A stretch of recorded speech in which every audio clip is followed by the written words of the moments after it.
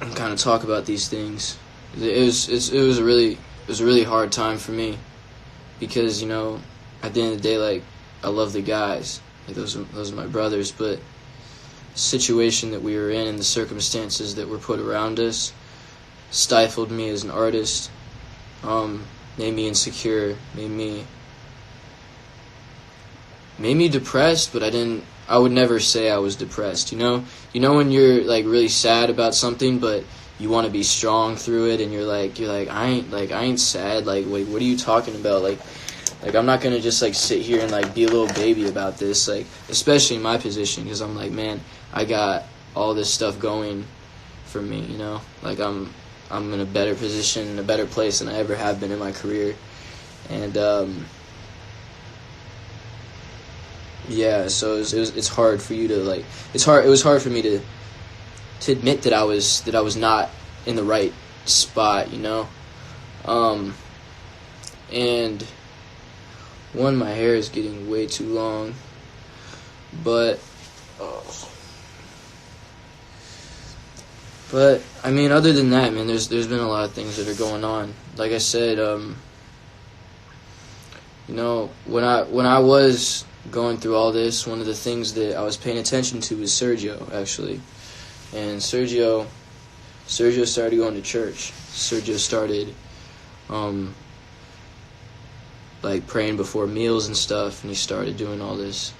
And it wasn't necessarily that I was paying attention to, but I was paying attention to the way he was carrying himself, the way that he was just his attitude and the way he talked to people and the friendships he was making and stuff. And I was like, I really admired that.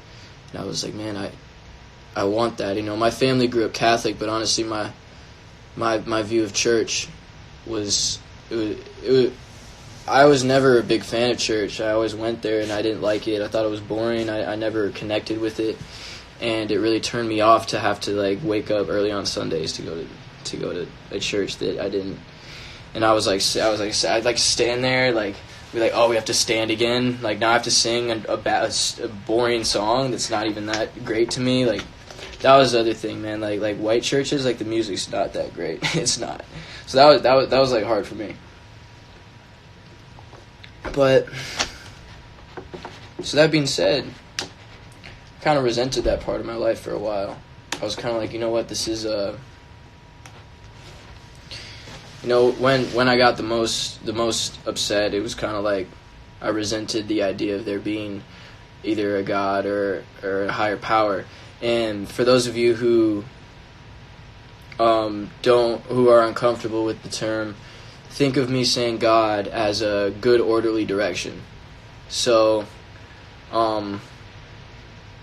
instead of a Christian man in the sky, like, just get that picture out of your head. Let's just talk about something that promotes something greater than us as an individual, something that brings us together, and something that gives us a purpose to help each other out, something that's greater and perfect, divine, anyways,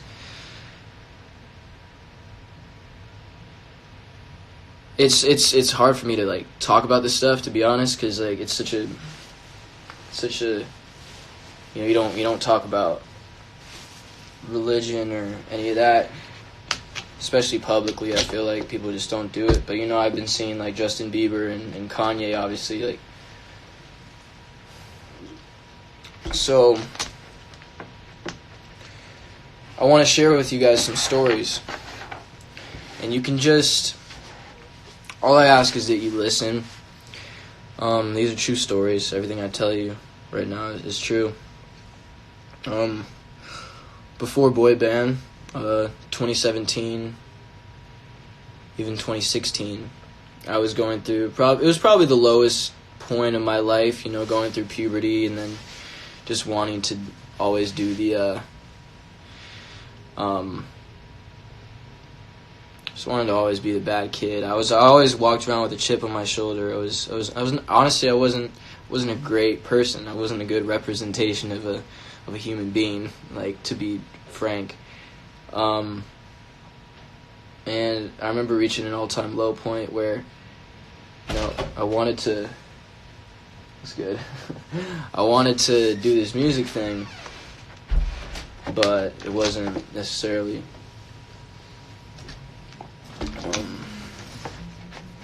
working out. But I'm gonna. I can't do this. Hold on.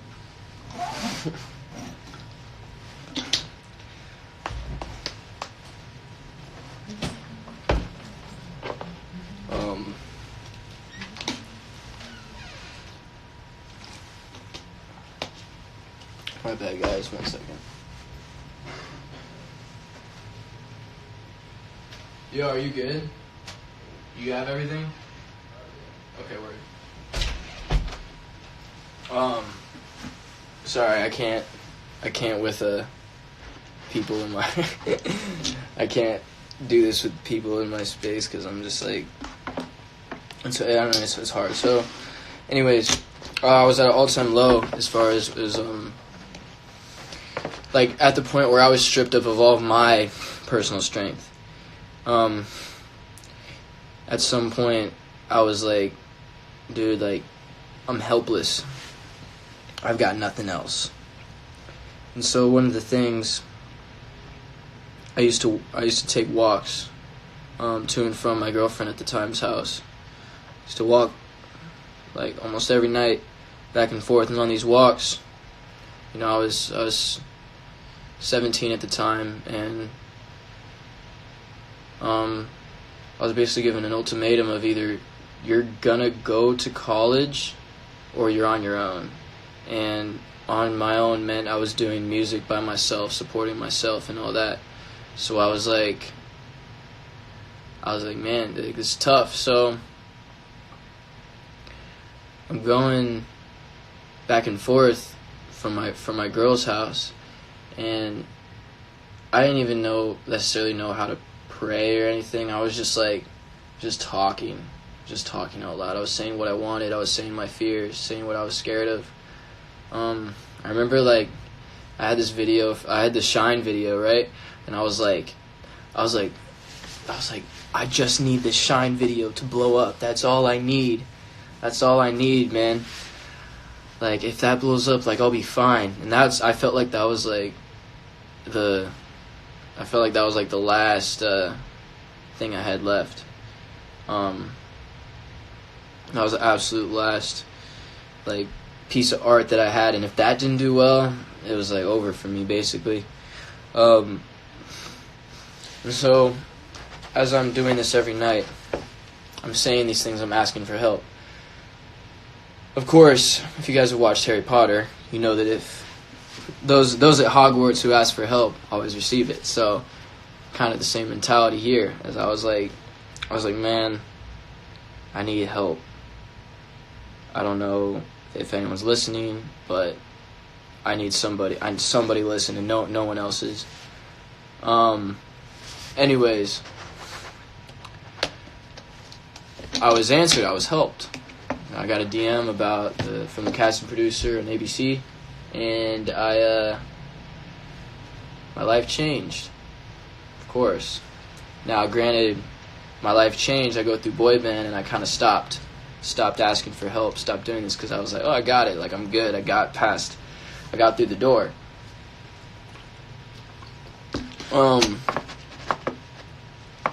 By the way, I don't know. Sorry, you guys are distracting me, to be honest.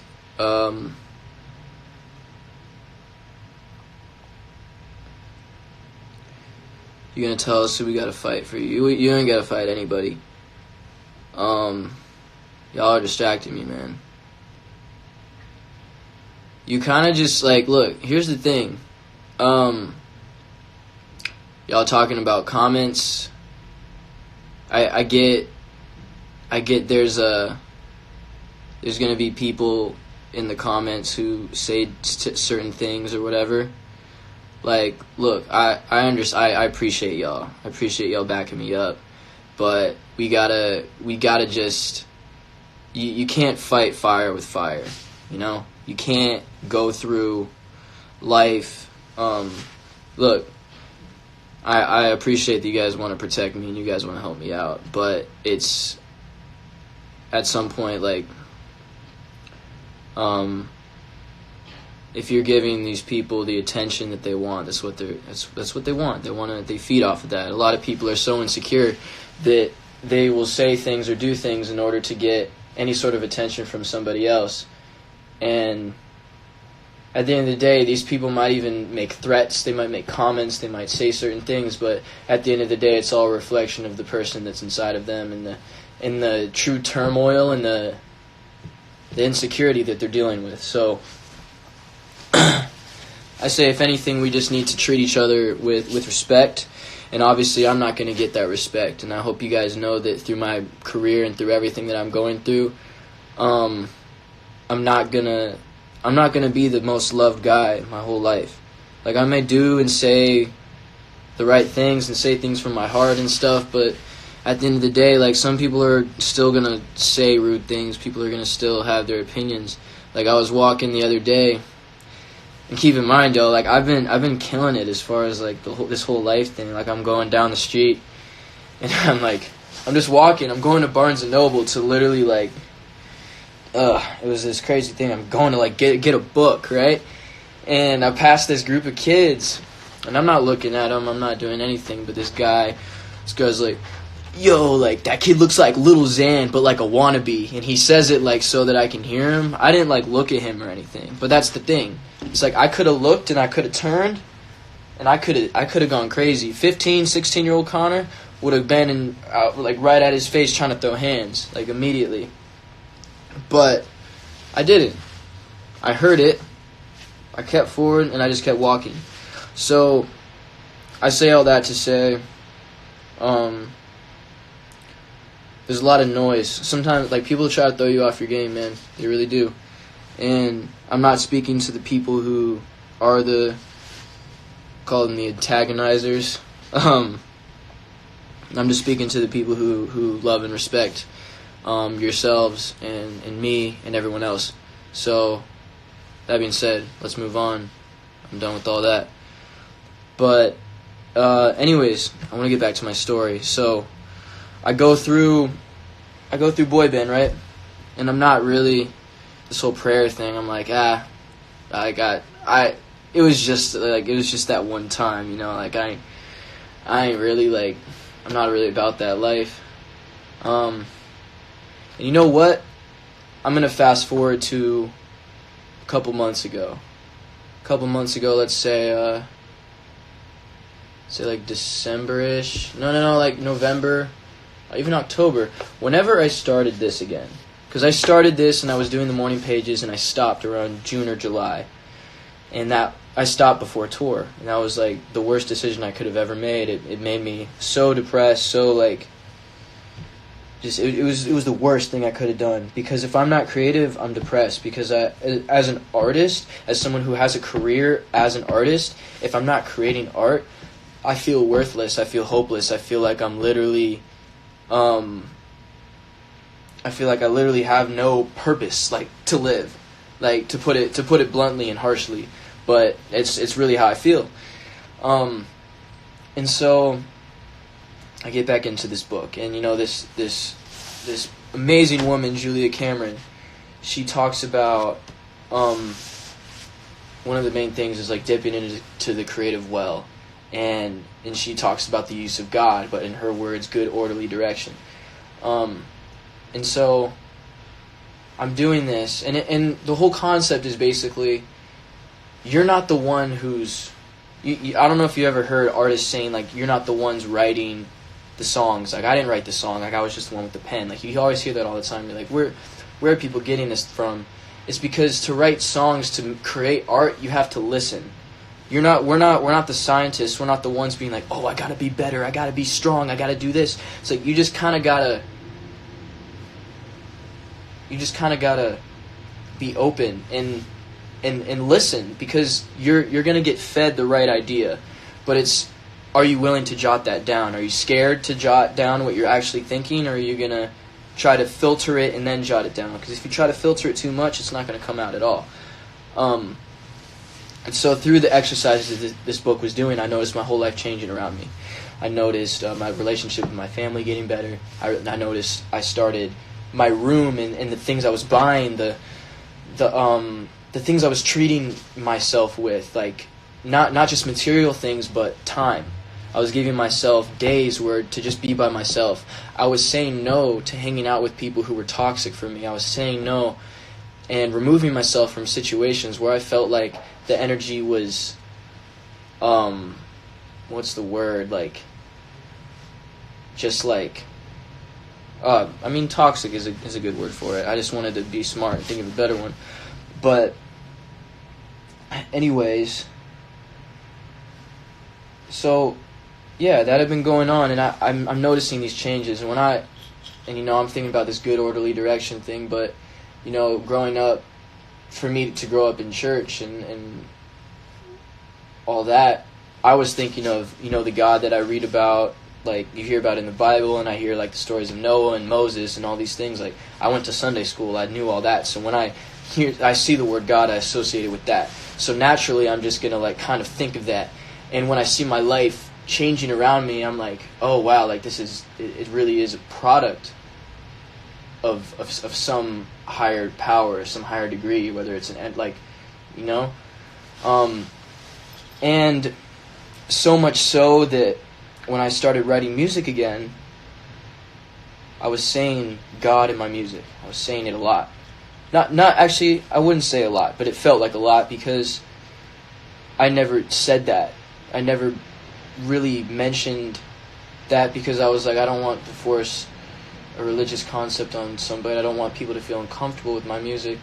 And then it really scared me because I had like 2 songs or 3 songs. The last 3 songs I wrote, I mentioned God, and like all of them I was like, dude, like I'm scared, and it stopped me from writing. It really stopped me from writing. So I go up to the rooftop of this apartment building every day, and I look out on the city, and I talk and I pray, and I'm like, and the other night I was like, man, I'm scared to do this. Like I'm scared to talk about what I want to talk about, so much to the point where I was like, do I need to use another word? Do I need to disguise this as something else? Because I'm scared of what people are going to say and whatnot. But it's something that is truly vulnerable, and my biggest thing is like, just be yourself and just be you and be authentic and all this stuff. And if I'm covering up myself and filtering myself, I'm not authentic. And so I was having a real problem with myself and the way I was feeling about it, because I was truly scared. So much like I was up there, and I was like no one around me besides Sergio is really like there to like support me, but he's not always around. So it's not like I have people like in my corner like, yeah, like you're doing the right thing. And that night, it was a Saturday. It was last Saturday. So last Saturday, I was on the roof, and I was like, man, I'm very discouraged. I don't know what I'm going to do. The next day, I was like, you know what? I haven't gone to church in like over a year. It's been like a year, willingly gone to church. And I've been to like the Christmas Eve Mass and all that stuff. But I hadn't really gone to church and like ever willingly. Like, I can't even remember the last time I did that. Willingly? Nah. So I was like, I'm going to do it. And I woke up, and I was looking up churches around my area, and I found this one.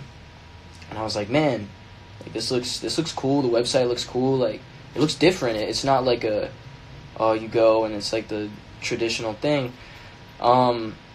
Unfortunately, by the time I was looking at the website, I had missed both the morning and the afternoon services.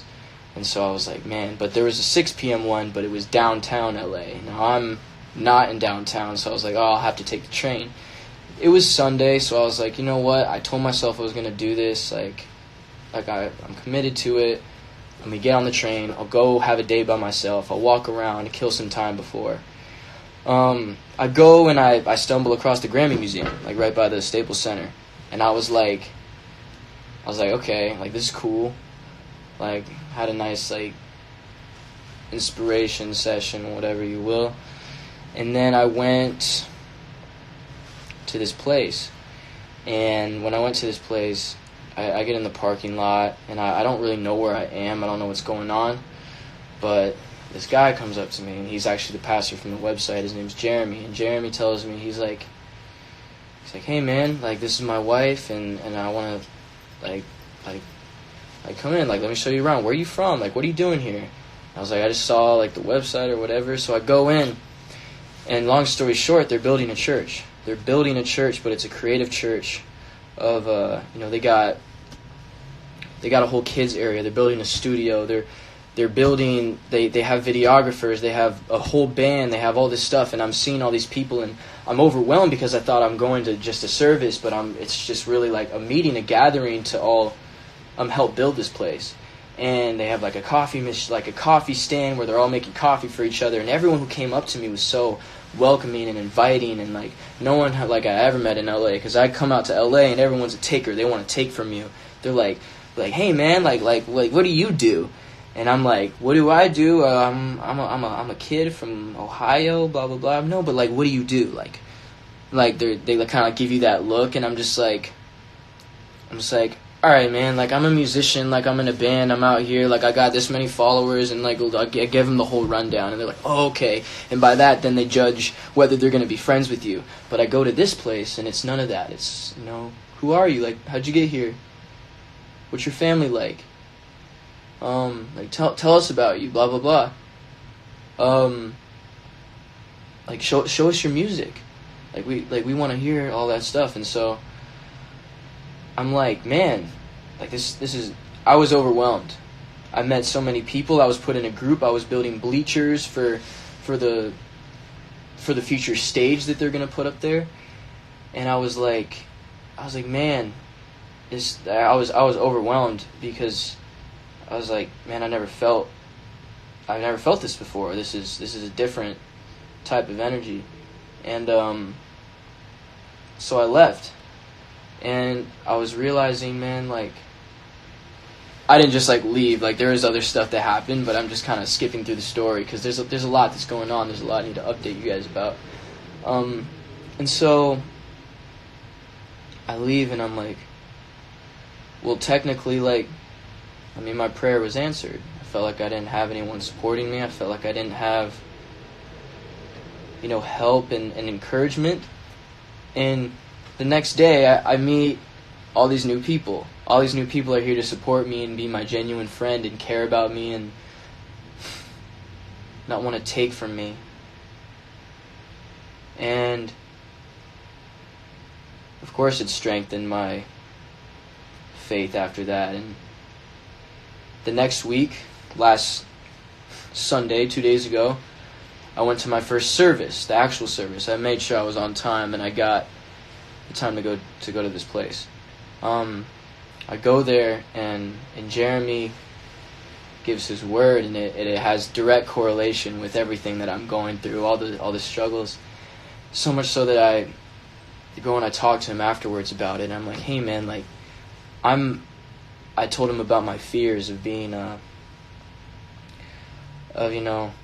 my music and all that, and he was saying, what I got from his response was that this is a sacrifice that I'm being called to do.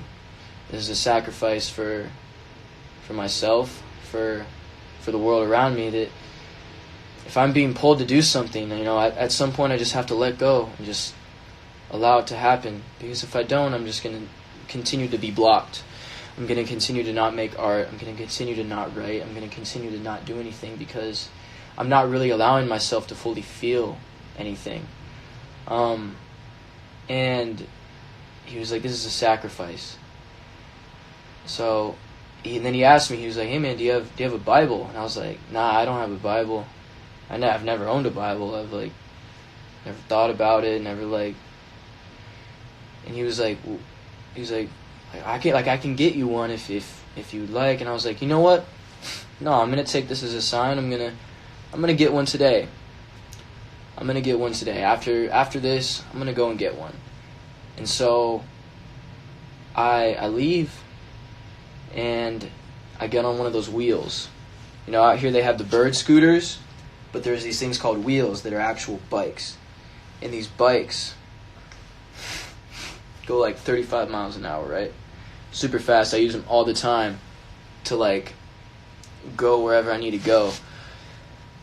And so I get on them, and I'm going. I'm not getting that far. There's this bump in the sidewalk. You know how the sidewalk sometimes has that? I'm going this way. I see the bump, but I'm like, oh, the wheel will clear it, you know? Sadly mistaken. The front wheel hits this bump in the sidewalk, and the front wheel flies clean off the bike. Completely separate from the bike now. And I'm like, of course I fall. I get this little, my black eye is not from anything but this little scrape on my eye right here. Got a scrape and the blood rushed to my eye. But that's not all that I hit. I also hit my hands. In my hands, it was a bad scrape. It was very bad. And I looked in my hands and I was like, you know, this is a story I'm going to tell later.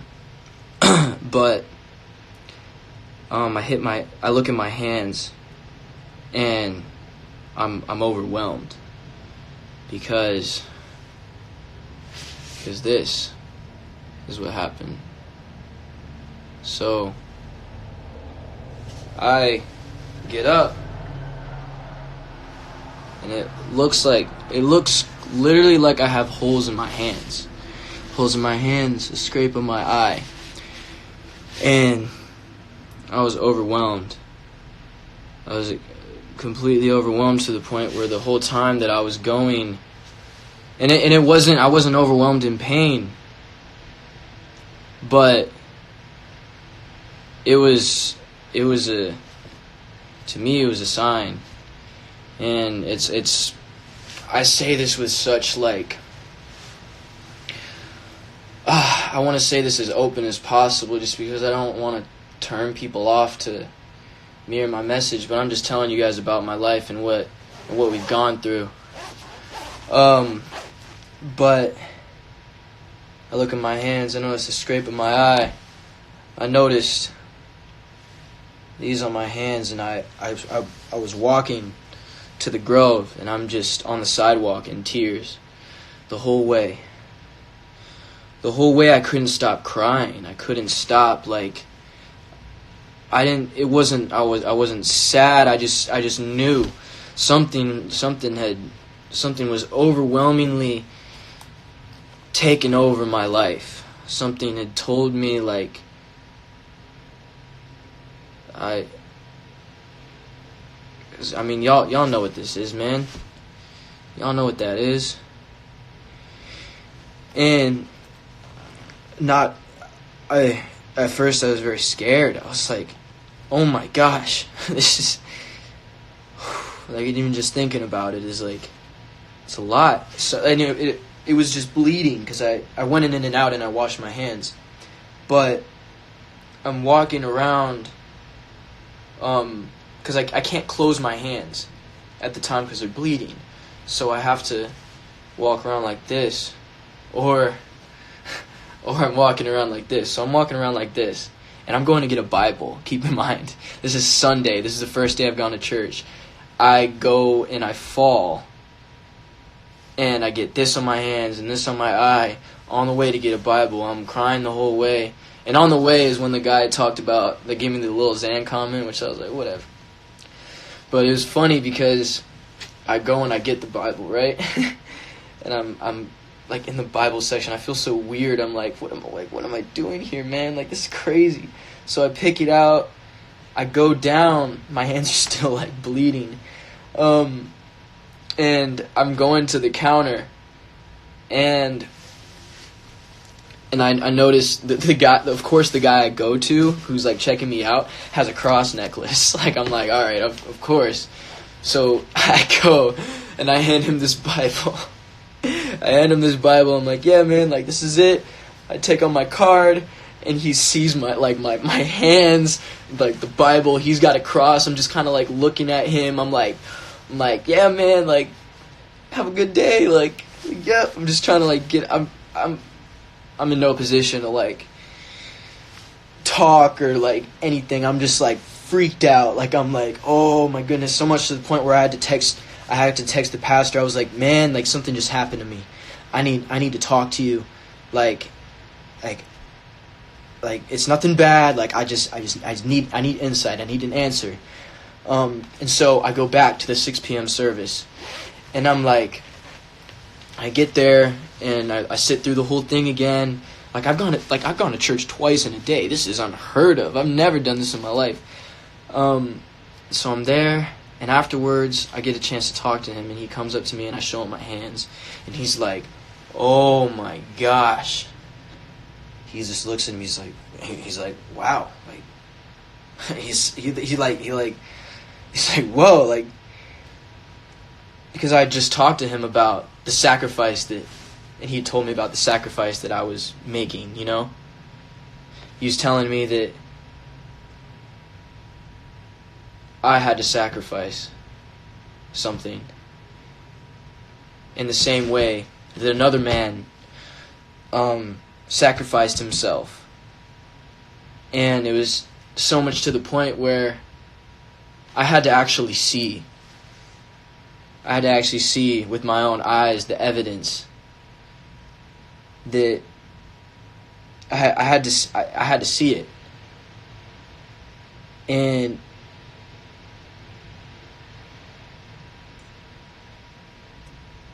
I was shown what sacrifice really is.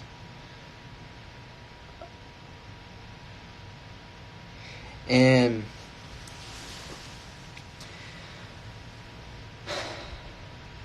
man,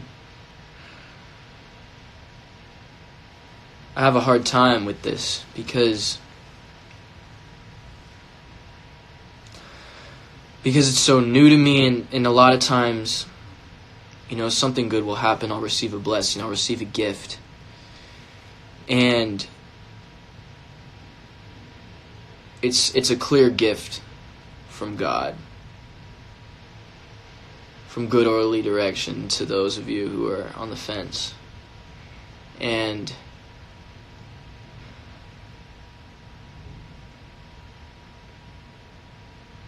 at some point I just had to see it. I had to see it. I had to feel it. And these aren't just like scrapes, man. These are deep. Pretty deep. It's been really hard for me to like, it's been really hard for me to live with all of this right now and to not be sharing it with you guys because I don't know how to. So I figured the best way was to get on this live stream and share my story with whoever may be on the internet at this perfect time, because I feel like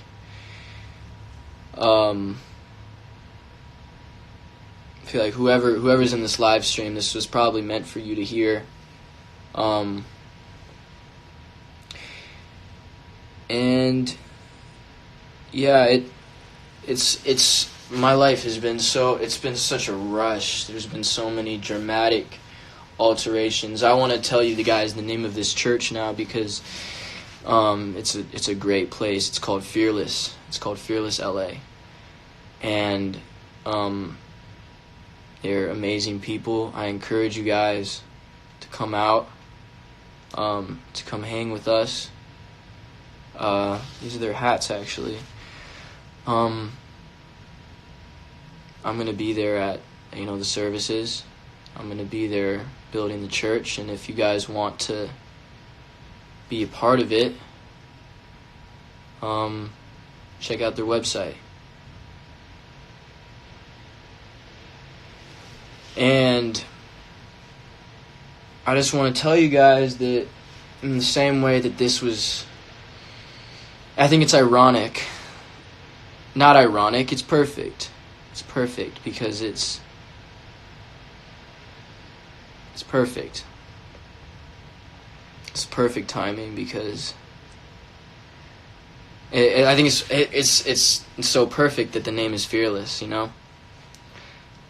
Because of everything that I was going through, the church that I found ultimately was one rooted in fighting fear.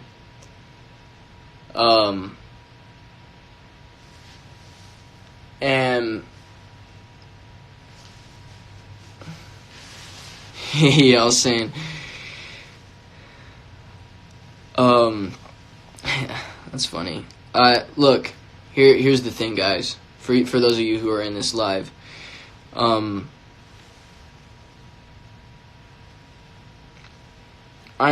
there, and I would love to meet you guys, but this is not my event. This is not my event. So know what you're coming for. Understand what you're coming to. This is not a plate. This is not a meet and greet. It's not what this is. But if you are there, you are present, I am more than happy to talk with you guys afterwards, to hear your stories. For right now, I'm at a point where there's some big things coming my way. Some things that are bigger than me. A lot bigger than me. And I know my life is going to change this year. I feel it. And that being said, this is what I've learned from all this is that it's not about me. None of this is about me. It's not about my strength. It's not about me being the best. Like, oh, I'm so tough. I'm so strong. Like, I can take on life. It's not through me. At the end of the day, I'm just an instrument. That's what I've learned. I'm an instrument. I'm a tool. And I encourage you guys to come, but also the reason I tell you guys this is because I believe that at the end of this year, I will not be able to, here's another fear I'm going to share with you guys. And I'm going to say it because I only have 187 people in here right now. I'm very scared. And this is something that I have to overcome right now. I'm scared of my success. I'm a very free person. I love to go on walks. I love to go outside. I love to go talk to random people. I love to be out in the world by myself. And unfortunately, with the career path that I'm taking, it's not going to be possible. It's not going to be possible at the end of this year. With all the amazing things, all the amazing blessings that are coming to me, it's crazy to say I will not be able to go in public like I can right now. And so I've been taking this time to go to concerts, to go outside and shop by myself and roam this world as much as I can, because what I have coming is so big, and it's so great that I'm bound to. It'll be at one point it'll be dangerous for me to be out by myself. I'll need to have security. I'll need to have all these things, and that's okay. This is what I signed up for. This is the life that I chose. You know, I believe that after, especially after all this, that I'm a prophet, somebody who is meant to spread the word, and somebody who's meant to preach a positive message and really help people. And helping people comes with a lot of strong attachments. it comes with a lot of dependency, emotional dependency on myself. And I'm scared, not for myself, but for my family. I'm scared that my brothers and my sisters will be in school and they will be a target. I'm scared that people are going to find where I live. I'm scared that people are going to start showing up and my family's safety is going to be compromised because of this. I'm scared of all this, but like Pastor Jeremy always told me, he said, those who are with us are greater than those who are with them being the enemy. And so I know that as long as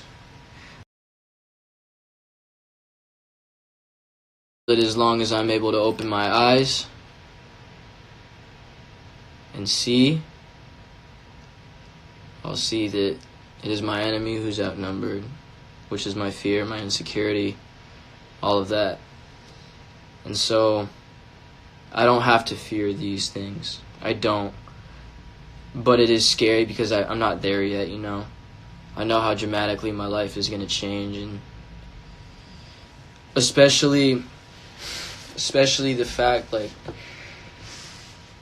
that, me, I'm at a great place in my life right now. Like, I love where I am in the sense where I can go out places, and when I meet a fan and I'm recognized and I get to take a picture, it's such a joyous moment because I have all the time in the world to sit and talk to everyone, take the pictures, shake hands, ask people their name.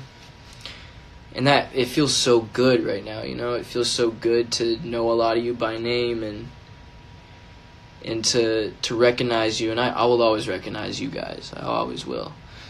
But there's a lot more coming. And it makes me really sad to think about not being able to stop for 20 minutes, for 15 minutes, to speak with a group of you for however long I want to, because I'm going to have this meeting, or I'm going to have this show or this thing I have to get to, or there's just too many people around me that I can't focus on this one person or this group of people. Or look,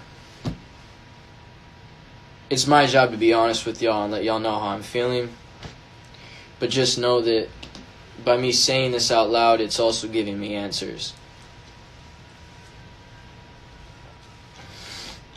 Because I will continue to be somebody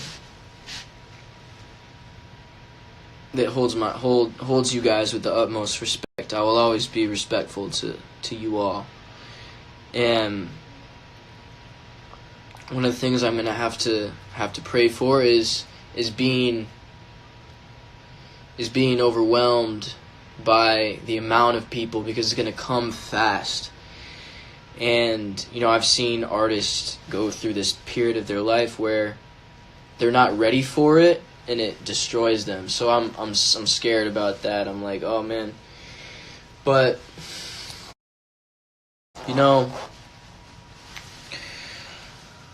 I have seen that, and I know that that's a real thing. So knowing that, I can prepare myself for it. And yeah, I'm saying all this just because I care about you guys, and I care so much. A lot of people, though, especially rappers, like their favorite phrase is "I don't give a fuck." All these rappers, they're talking about "I don't give a fuck this, I don't give a fuck that." Like, but the truth is, I really care. Like, I care a lot, too much. No, not too much. I don't care too much. I care a lot, though. And I care a lot to the point where every comment, every interaction weighs on me a lot. I wouldn't say it weighs on me in a negative way, but it really affects me. I really pay attention to it, and I let it influence my life. So, yeah, I just want to let you guys know, like that's what it is. It's real, and I hope that those of you who are in this live right now, you understand that we are on this incredible journey together, and I can't wait to meet you guys throughout the rest of this year. I can't wait to see you and take pictures with you. At the end of the day, you guys know me. I'm gonna always be there until they kick me out. Always. Because life, I've realized, especially after losing so many leaders, we lost Nipsey Hussle, we lost Mac Miller, we just lost Kobe Bryant. We lost leaders, great leaders, one of the people who have dramatically impacted the world around us and shaped a lot of the people that we even consider leaders. So many rappers, so many of my favorite rappers were inspired by Kobe Bryant, and without Kobe Bryant, I don't know if they would have had the same mentality, that same drive, that, And so, the world is losing these people. And the other day I was feeling really heavy. Not, again guys, I say heavy, and I was telling Helen, I was like, the world is in pain right now. There's so much pain. Everyone's struggling. Look around us. We're on Skid Row. All these homeless people. People that our city has pushed. Be like, oh, they all want to hang out there? Alright, let's just make that their area. Let's let them all rot together. And let's let them all just we don't have to worry about them if we just put all of them over there. I'm in Hollywood. I see Hollywood Boulevard every day. There's so many people on the streets that need help. No one's helping them. I don't know who the mayor is. I don't know who's in charge of all of this, but this is not right. These are money-hungry savages that want to take as much as they can from the world around them, and nobody's giving. But the truth is that if you give, you will receive tenfold, because God wants you to give. He wants you to be a person of the world, be a person of the people.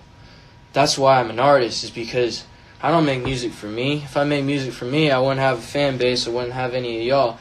If I make music for the world. I make music to impact people. I make music because I see what it does. I see the impact that it has. I give. I try my best. People aren't giving. Well, that's why we're so scared, is because we focus on what we don't have and we try to take it from other people, Man.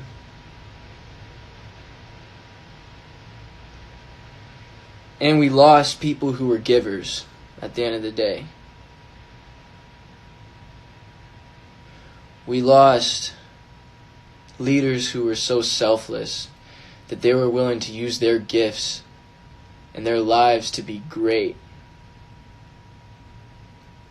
To be great, not for themselves, but for those around them. To be a hero to people. And we lost heroes, we lost leaders, we lost givers. And I felt all of this, and I still feel it. It's just this energy in the air that's it's not a dark cloud, it's just, I feel the room, I feel what the street's emotions are like. I feel everything. And what it's telling me is that my job is now, I gotta use Kobe Bryant's death to inspire me to be like him. I have to use I have to use people like Nipsey Hussle, like Mac Miller, like, we got to fill these spots, man. We're losing great people. And we can either look at that as they're gone. No more hope. No more heroes. We just got to give in. We can either think like that, or we can fight our fear and be those leaders ourselves.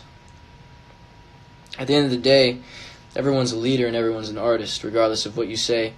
It's hard for me to go online and, after I tweeted, like if you guys make any art, and stop saying it's not art, by the way. The thing that makes me annoyed and frustrated is when you guys tell me, oh, I do this, but it's not art. It is art. Everything's art. If it's expression, it's art. So, that being said, I encourage you guys to keep sharing your gifts with the world. I have 2 minutes left. I encourage you guys to share your gifts with the world around you, with your friends, through the internet, all that stuff. I want to see it. If you make something, tag me on Twitter. If I see it, I will follow you. I will be following everybody who makes something and puts it out to the world, whether it's a singing cover, whether it's a journal entry, whether it's you make clothes, whether you dance, whether you play video games and you got a crazy kill or something, whether you build Legos, whether you, I don't know, literally anything, whether you cut and sew or you, but you really got to think of the things that you express. That is your art. So,